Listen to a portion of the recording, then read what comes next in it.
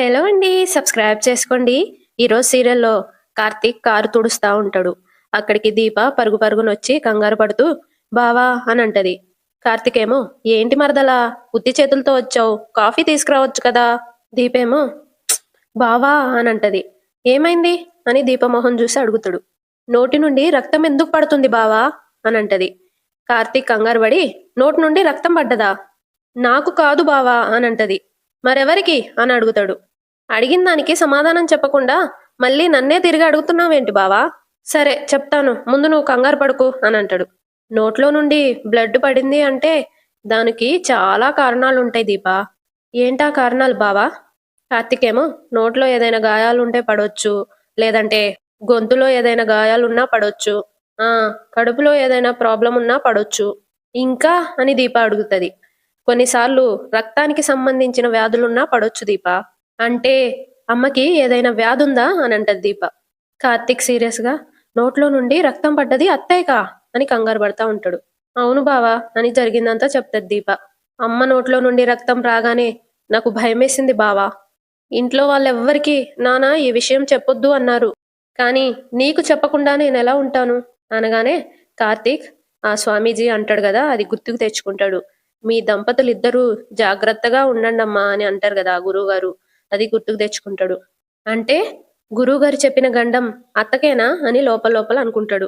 దీపేమో ఏం మాట్లాడవేంటి బావా, అమ్మకి ఏదైనా అవుతుందా అని ఏడుస్తూ అడుగుతుంది. ఎందుకు అవుతుంది అని కార్తీక్ అంటాడు. నువ్వే కదా బావా అన్నావు, ఏదైనా వ్యాధి ఉంటేనే నోట్లో నుండి రక్తం వస్తుంది అని. అప్పుడు కార్తీక్ నోట్లో గాయాలున్నా బ్లడ్ పడుతుందని చెప్పాను కదా అని అంటా ఉంటే దీప అమ్మని చూస్తే అలా అనిపించడం లేదు. కార్తీక్ ఏమో మార్నింగ్ బ్రష్ చేసుకున్నప్పుడు నా నోట్లో నుండి కూడా రక్తం పడ్డది, అంటే నాకు ప్రాబ్లం ఉన్నట్టేనా. పంటి చిగురికి బ్రష్ గుచ్చుకొని బ్లడ్ పడొచ్చు, ఈ మాత్రానికే నేను కంగారు పడితే అర్థముందా. దీప కార్తీక్ ని గమనిస్తూ నువ్వు కావాలనే మాట మారుస్తున్నావు బావా.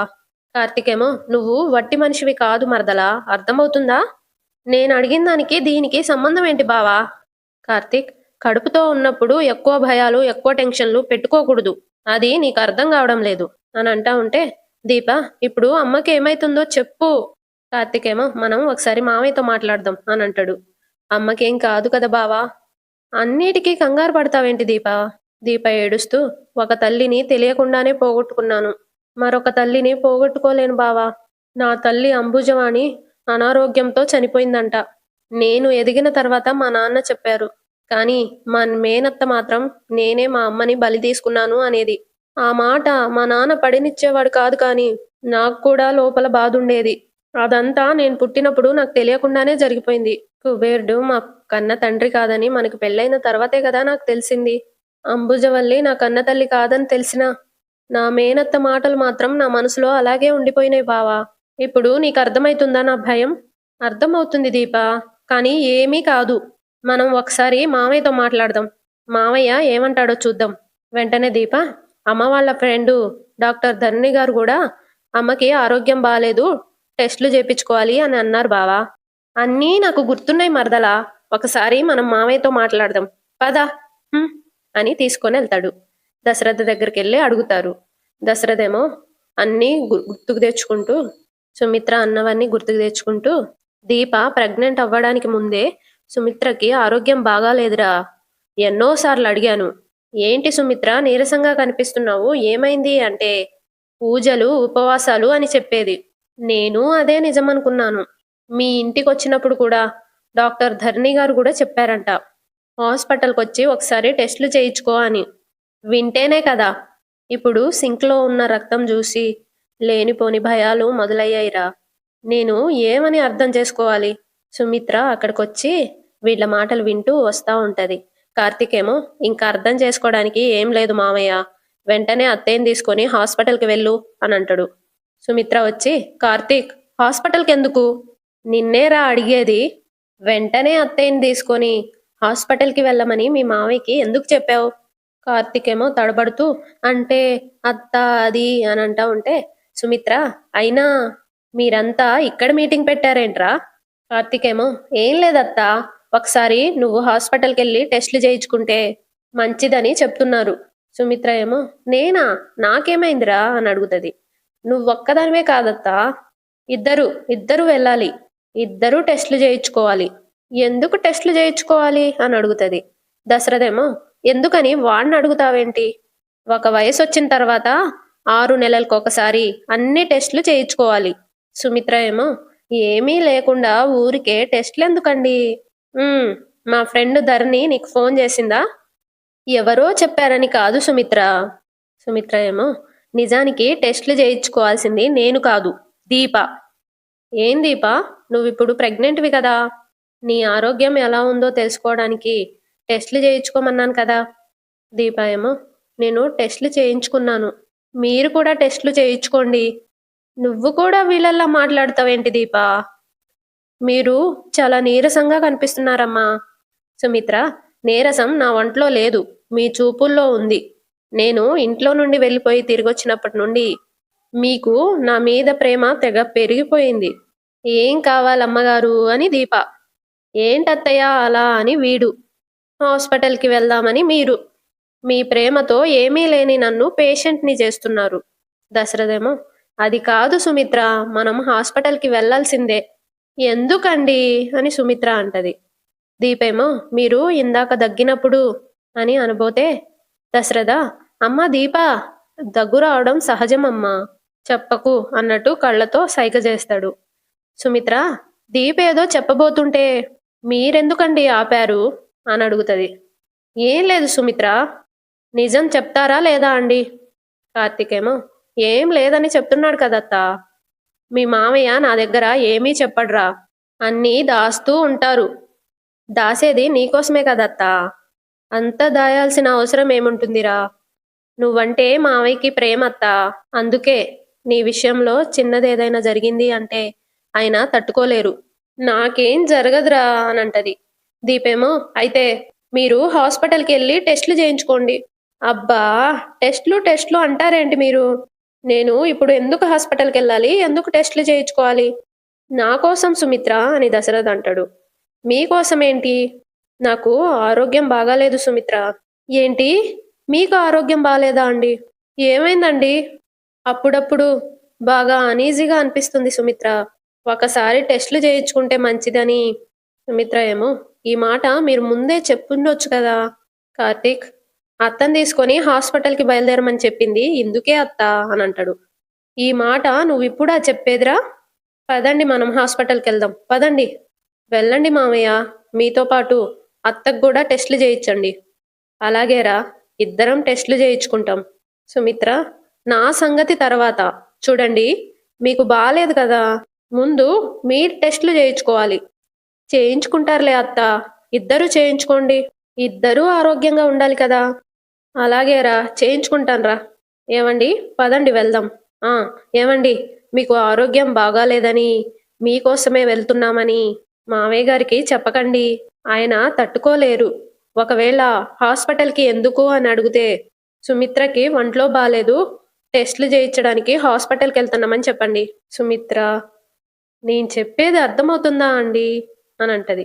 దశరథ ఇంకా దీప బాధపడతా ఉంటారు. సుమిత్రేమో కావాలంటే నేను మొహం నీరసంగా పెడతాలేండి. హ్మ్. అనంటది. దశరథేమో అలాగే సుమిత్ర అనంటాడు. ఒరే కార్తీక్, మీరు కూడా నాకు బాలేదనే చెప్పండి. ఏం కాదత్తా అని బాధపడతాడు. సుమిత్ర ఏమో ఒరేయ్, మీ తాతకు నేను అబద్ధం చెప్పమంటున్నానురా. నువ్వు నిజంగా ఎమోషనల్ అయిపోతున్నావేంటి అనగానే దశరథ్ వాడంతే, నా ఆరోగ్యం బాలేదన్నాను కదా! అందుకనే వాడు భయపడుతున్నాడు. మీ మామయ్యకి ఏమీ కాదురా. నువ్వు ధైర్యంగా ఉండు. మీరు రండి వెళ్దాం అని దశరథ్‌తో అని వెళ్తది. దశరథ్ వెళ్తూ వెళ్తూ ఆగి కార్తీక్ దగ్గరకొచ్చి మీ అత్తయ్యని హాస్పిటల్‌కి తీసుకెళ్ళడానికి నాకు ఇంతకంటే వేరే దారి కనిపించలేదురా. కానీ మీరు మాత్రం ఈ నిజం ఎవ్వరికీ చెప్పకండి. అలాగే మావయ్య అని కార్తీక్ అంటాడు. సుమిత్రకి ఏమీ కాదు అనే నమ్మకంతో వెళ్తున్నాం. ఇదే నమ్మకంతో తిరిగొస్తావు మావయ్య. దశరథ హ్మ్. మీకు ఏం తెలియనట్టు నార్మల్‌గానే ఉండండి. అలాగే మావయ్య అనంటాడు. అమ్మ దీప, నువ్వు కూడా అనగానే అలాగేనండి అని దీప అంటది. ఇక నేను వెళ్తాను అని బాధపడుతూ వెళ్ళిపోతాడు దశరథ్. దీప ఏడుస్తూ వాళ్ళిద్దరి మధ్య ఎంత ప్రేముందో చూసావా బావా? అమ్మ ఎక్కడ బాధపడుతుందో అని నాన్న టెస్టులు తన కోసమే అని చెప్తుంటే నాన్న కోసం టెస్ట్‌లని చెప్తే తాతెక్కడ బాధపడతాడో అని తనకే టెస్ట్‌లని అమ్మ చెప్తుంది. అమ్మకి ఏమైతుందో అనే భయం కంటే, ఆ భయంతో నాన్న ఏమైపోతారో అని ఇంకా భయంగా ఉంది బావ అని ఏడుస్తా ఉంటే, ముందు నువ్వు నార్మల్‌గా ఉండు. అత్తకేమైందని? గొంతులో ఏదైనా ప్రాబ్లమ్ ఉన్నా కూడా బ్లడ్ పడొచ్చు కదా! నువ్వు లేనిపోని అన్నీ ఊహించుకొని, అవే నిజమైపోతాయని భయపడకు. నేను తాత దగ్గరికెళ్తాను. నువ్వెళ్ళి వంట చేసుకో. అమ్మకి ఏం కాదు కదా బావా అని ఏడుస్తా అడుగుతది. ఏమీ కాదు. ఇదే మాట మావయ్య గూడా వచ్చి చెప్తాడు చూస్తూ ఉండు. హ్మ్. అనేసి అక్కడి నుండి ఎళ్ళిపోతాడు. దీప ఏడుస్తూ దండం బెట్టుకుంటూ, ముత్యాలమ్మ తల్లి మా అమ్మకి ఏం కాకూడదు అని ఏడుస్తా ఉంటది. అటు హాస్పిటల్‌లో డాక్టర్ మీరు వెంటనే ఈ టెస్ట్‌లు చేయించాలి అనగానే సుమిత్ర ఆ స్లిప్ తీసుకొని పదండి మీకు ఈ టెస్ట్‌లు చేయించాలి అని అంటది. అప్పుడు డాక్టర్ మేడం అవి మీకు అతనికి గాదు అని అంటాడు. ఏంటి ఈ టెస్ట్‌లన్నీ నాకా? అవును మేడం అని అంటాడు. ఇన్ని టెస్ట్‌లు నాకెందుకు డాక్టర్? నేను సంపూర్ణ ఆరోగ్యంతోనే ఉన్నాను. ఆయనకి ఏదో ఇబ్బందిగా ఉందంట. ముందు మీరు ఈ టెస్ట్‌లన్నీ మా వారికి చేసి ఆయనకి ఏమీ లేదని చెప్పండి. దశరథేమో సుమిత్ర నాకు చేసే టెస్ట్‌లు వేరేయున్నాయి. వేరే ఉన్నాయా అని అడుగుతది. అప్పుడు దశరథ అవును అని నవ్వుతూ ఇంతకంటే లిస్టు పెద్దగానే ఉంటుంది. అవును కదా డాక్టర్ అని అడిగితే సార్ చెప్పింది కరెక్టే మేడం. సిస్టర్ అని పిలుస్తాడు. ఎస్ డాక్టర్ అని ఆమె వస్తది. మేడం గారిని టెస్ట్‌లకి తీసుకెళ్ళండి అనగానే రండి మేడం అని సిస్టర్ తీసుకెళ్తది. ఇన్ని టెస్ట్‌లు నాకు అవసరం లేదండి అని అంటా ఉంటే దశరథ ఏదో ఫార్మాలిటీకి వెళ్ళు సుమిత్ర నా కోసం చేసుకోవచ్చు కదా అని అడుగుతాడు. సరే అని వెళ్తూ డాక్టర్ గారు నా టెస్ట్‌లు ఎలా ఉన్నా ఆయనకి మాత్రం అన్ని టెస్ట్‌లు చేయించండి. ఆయన పూర్తి ఆరోగ్యంతో ఉన్నారు అని తెలిసే వరకు నేను పేషెంట్‌నే గుర్తుపెట్టుకోండి అని అనేసి అక్కడి నుండి వెళ్ళిపోతది. సుమిత్ర వెళ్ళిపోయాక దశరథ జరిగిందంతా ఫోన్‌లో చెప్పాను కదా డాక్టర్ అని అంటాడు. డోంట్ వరీ దశరథ గారు. నేను మీ మిసెస్‌తో ఏం చెప్పను సార్.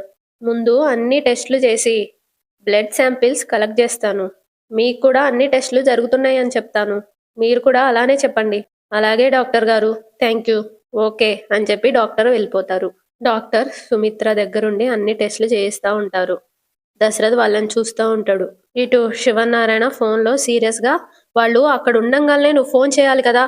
ఫోన్ పెట్టేసేయ్ నేను మాట్లాడతాను అని సీరియస్‌గా అంటా ఉంటే అక్కడికి పారు వచ్చి ఏమైందండి? ఎందుకంత సీరియస్ అవుతున్నారు అని అడుగుతది. జోష్న కూడా వచ్చేస్తది హాల్లోకి. దానికి సమాధానం నేను చెప్తాను గ్రాని అని ల్యాప్‌టాప్ పట్టుకొని వస్తది. అక్కడికి కార్తీక్ కూడా వచ్చేస్తాడు. నీకెలా తెలుసు? అని శివనారాయణ అడుగుతాడు. సోషల్ మీడియా చాలా పవర్‌ఫుల్ తాత. మన ఆఫీస్ దగ్గర ఏం జరిగిందో నువ్వే చూడు అని కార్తీక్‌ని చూస్తూ రా బావా ఇది నువ్వు కూడా చూడాలి అని పిలుస్తది. దీప కూడా అక్కడికొస్తది. ఏమైంది అన్నట్టు కార్తీక్‌కి సైగ చేస్తే తెలియదు అన్నట్టు కార్తీక్ సైగ చేస్తాడు. జోష్న ఏమో మీ బావకి సైగ చేస్తే ఏమీ తెలియంది తనేం చెప్తాడు? నువ్వు కూడా రా దీపా ఈ క్రెడిట్ మొత్తం నీకే ఇవ్వాలి. రారా పారు ఏమో ముందు అది ప్లే చేయవే అదేంటో అని టెన్షన్‌తో చచ్చిపోతున్నాను అని అంటది. అందరూ వచ్చేస్తారు. ఆఫీస్ దగ్గరికి జరిగిందంతా వీళ్ళంతా చూస్తారు ల్యాప్‌టాప్‌లో. శ్రీధర్‌ని పోలీసులు అరెస్ట్ చేస్తారు గదా! అదంతా చూస్తారు వీళ్ళు. అందరూ షాక్ అయితారు. దీప ఏమో మావయ్య గారిని పోలీసులు అరెస్ట్ చేయడం ఏంది? ఎందుకంటే కాస్త మీడియా వాళ్ళు కూడా చెప్పేది విను దీపా అని అంటది. దీప చూస్తా ఉంటే అందులో మీడియాలో ఒక ఆమె ఎంతో పేరున్న జోష్న రెస్టారెంట్స్ ఇప్పుడు ప్రజల ప్రాణాలతో చెలగాటమాడుతున్నాయి. ఫుడ్ ట్రక్ ద్వారా సప్లై చేసిన కల్తీ ఆహారాన్ని తిని చాలా మంది అస్వస్థకు గురయ్యారు అని ఎస్ఐ గారు చెప్పారు. వాళ్ళల్లో కొంతమంది ప్రస్తుతం హాస్పిటల్లో సీరియస్ కండిషన్‌లో ఉన్నారు. దానికి పూర్తి బాధ్యత నాది అని సీఈఓ శ్రీధర్ గారు పోలీసులకి లొంగిపోయారు. దయచేసి ఎవ్వరూ జోష్న ఫుడ్ ట్రక్ దగ్గర ఫుడ్డు తినకండి. అది ప్రాణానికే ప్రమాదం అని అంటది. ఇక అదంతా చూసి దీప ఏం జరుగుతుంది బావా అని అడుగుతది. వెంటనే జోష్న ల్యాప్‌టాప్ పక్కన పెట్టి విజువల్స్ చూస్తుంటే అర్థం కావట్లేదా దీపా? జరిగిన దానికి పూర్తి బాధ్యత నాదే అని కంపెనీ సీఈఓ శ్రీధర్ గారు ఒప్పుకోవడం వల్ల పోలీసులు ఆయన్ని అరెస్ట్ చేశారు. వెంటనే కార్తీక్ మా నాన్న తప్పు చేయడం ఏంటి అని అంటాడు.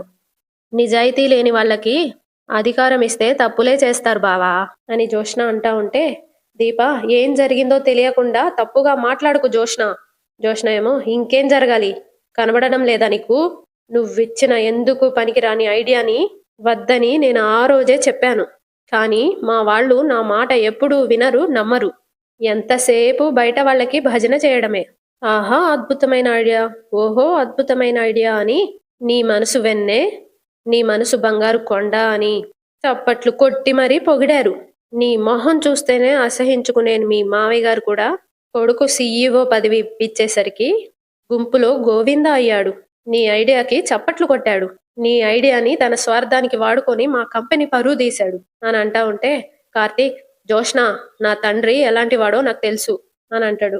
వెంటనే జోష్న, నీ తండ్రి ఎలాంటి వాడో తెలుసు కాబట్టే నీ తల్లి వదిలేసింది. కానీ నువ్వు చెప్పిన మాటలు విని మా తాత మాత్రం గుడ్డిగా నమ్మాడు. మనవరాల్ని పక్కన పెట్టి అల్లుడిని సీఈఓ చేశాడు. హ్యాట్స్ ఆఫ్ తాత. నీ జడ్జిమెంట్కి 100% శ్రీధర్ మావయ్య న్యాయం చేశాడు. 1 ఇయర్ నేను కష్టపడినా తీసుకురాలేని పబ్లిసిటీని ఒక్క రోజులో తీసుకొచ్చారు. ఇప్పుడు సిటీ మొత్తం శివనారాయణ గారి ప్రతిష్టకు నిలయంగా ఉన్న జోష్నా రెస్టారెంట్స్ గురించే మాట్లాడుకుంటున్నారు. కొంచెం నష్టం వస్తేనే పరువు తీశాను అన్నారు. అమ్మ కోసం ల్యాండ్ కొంటే కంపెనీ నిధులు వాడుకోవడం చాలా పెద్ద తప్పన్నారు. మరి కల్తీ ఆహారం సప్లై చేసి రెస్టారెంట్ పరువు తీయడాన్ని ఏమనాలి? వెంటనే కార్తీక్, మీడియాలో చూపించింది ప్రతిదీ నిజమని నమ్ముతావా అని అడుగుతాడు. పారిజాతమేమో, దొంగ దొరికిపోయిన తర్వాత కూడా ఎందుకురా ఇంకా వెనకేసుకొస్తావు అని అంటది. పారు అని గట్టిగా అంటాడు కార్తీక్. ఏ మరి దీన్నేమంటారా? వెంటనే కార్తీక్, కల్తీ అయిన ఫుడ్ సప్లై అయిందని మీడియాలో చెప్తున్నారు కదా, అది నీకు అర్థం కావడం లేదా? పారు ఏమో, అరే నువ్వు మీ నాన్న మీ తాత చెవిలో పువ్వులు పెట్టండ్రా, మా చెవుల్లో పెట్టలేరు అని అంటది. వెంటనే శివనారాయణ, పారిజాతం అని గట్టిగా అరిచి, తప్పు ఎక్కడ జరిగిందో ఎలా జరిగిందో అని నేను ఆలోచిస్తుంటే మీరంతా మీకు ఇష్టం వచ్చినట్టు మాట్లాడుతున్నారు. అయ్యో మరి మీరింత అమాయకులేంటండి? ఇదంతా అల్లుడు కావాలనే చేశాడని అర్థమవుతుంటే ఇంకా ఆలోచించడానికి ఏముంది అని పారు అంటది. వెంటనే దీప, ఎవరైనా తినే ఆహారాన్ని కల్తీ చేస్తారా అని అంటది. చేస్తారు దీపా, ఎందుకో తెలుసా? పగ అని పారు అనగానే, ఎవరి మీద అని కార్తీక్ అడుగుతాడు. మీ తాత మీద మీ నాన్నకున్న పగరా? అల్లుడు తప్పు చేశాడని కొట్టి గెంటేశారు కదా, ఆస్తిలో వాటా కూడా ఇవ్వలేదు. ఇదంతా మర్చిపోయాడు అనుకున్నారు. అన్నీ మనసులో పెట్టుకొని మళ్ళీ ఈ కార్తీక్ గాడి ద్వారా నీకు దగ్గరయ్యారు. ఈ ఇంట్లో అడుగు పెట్టాడు. అమ్మా మంచోళ్ళ నటించి సీఈఓ అయ్యాడు. మీరు ఓడిపోతే చూడాలని, మీ పరువు తీయాలని ఎంతో మంది చూస్తున్నారు. వాళ్లతో చేతులు కలుపుంటాడు. జోష్నా రెస్టారెంట్ మీద జనాలకున్న నమ్మకాన్ని ఎవరో ఇచ్చిన డబ్బుకి తాకట్టు పెట్టుంటాడు అని అనగానే కార్తీక్, పారు నిజం తెలిస్తే మాట్లాడు అనగానే జోష్న, నిజం నీకు తెలుసా బావా అని అడుగుతుంది. వెంటనే దీప, పోనీ నీకు తెలుసా అనగానే పారు, నువ్వు నోరు మూసుకో అని గట్టిగంటది. నీకు మాట్లాడే అధికారం ఇస్తేనే దిక్కుమాలిన సలహా ఇచ్చి ఈ ఇంటి గౌరవాన్నే మంట గలిపేశావు. కార్తికేమో, నువ్వు నా భార్యను అనడానికి సరిపోవు పారు అని అంటాడు. వెంటనే జోష్న, బావా నువ్వు కూడా మా గ్రానీని అనడానికి సరిపోవు. వెంటనే కార్తీక్, నువ్వు పూర్తి నిజాలు తెలుసుకొని మాట్లాడు జోష్న అని అంటాడు. జోష్న ఏమో, నేనుంటే మీ ఆటలు సాగవనే కదా నన్ను కంపెనీ నుండి దూరం చేశారు. అది నీ చేతగానితనం అని కార్తీక్ అంటాడు. జోష్న, మీకు చేతనైందేంటో అందరికీ అర్థమయ్యేలా చేశాను బావా. కార్తీకేమో, తాత ముందు మనం పోలీస్ స్టేషన్కి వెళ్దాం పదా అని అడుగుతాడు. వెంటనే జోష్న, వెళ్లాల్సిన అవసరం లేదు తాత, తప్పు చేసిన వాళ్ళకి శిక్ష పడాల్సిందే. శ్రీధర్ మావయ్య చేసిన మోసానికి మనకి ఏ సంబంధం లేదని ప్రెస్ మీట్ పెట్టి అందరికీ చెప్పాలి. అప్పుడే జనాలకి ఎవ్వరు తప్పు చేశారో తెలుస్తుంది. లేదంటే నేరం అందరి మీద పడుతుంది అని అంటా ఉంటే శివనారాయణ కోపంగా, కాస్త నన్ను ఆలోచించనిస్తారా, లేకపోతే మీరే మాట్లాడుతూ ఉంటారా? కార్తికేమో, తాత ముందు మనం పోలీస్ స్టేషన్కి వెళ్దాం పదా అనగానే శివనారాయణ, పదరా అని బయటకెళ్తాడు. కార్తికేమో, దీపా నువ్వు ఇక్కడే ఉండు, మా నాన్న ఏ తప్పు చేయడు, ఎవరు ఎన్ని చెప్పినా నేనైతే నమ్మను అని అనేసి అక్కడి నుండి వెళ్తాడు. కార్తీక్ వెళ్ళిపోగానే పారు, చూసావా కార్తీక్ గాడికి తండ్రంతే ఎంత నమ్మకమో అని అనగానే జోష్న, మావయ్య చేసిన తప్పులో బావకు కూడా వాటా ఉందేమో గ్రాని అని అంటది. దీప సీరియస్ గా ఈ మాటలన్నీ నేను గుర్తు పెట్టుకుంటాను అని అనేసి లోపలికెళ్ళిపోతుంది. వెనకాలే పారు గట్టిగా దేవుడున్నాడే, అందుకే మీరు చేసిన పాపాలన్నీ బయటపడుతున్నాయి అని అనేసి జోష్న మనకి అవకాశం దొరికింది, వీళ్ళని వదిలిపెట్టకూడదు అని అంటది. అంతటితో ఈ రోజు ఎపిసోడ్ అయిపోతుంది. సబ్స్క్రైబ్ చేసుకోండి, లైక్ చేయండి అబ్బా, లైక్ చేయండి ప్లీజ్.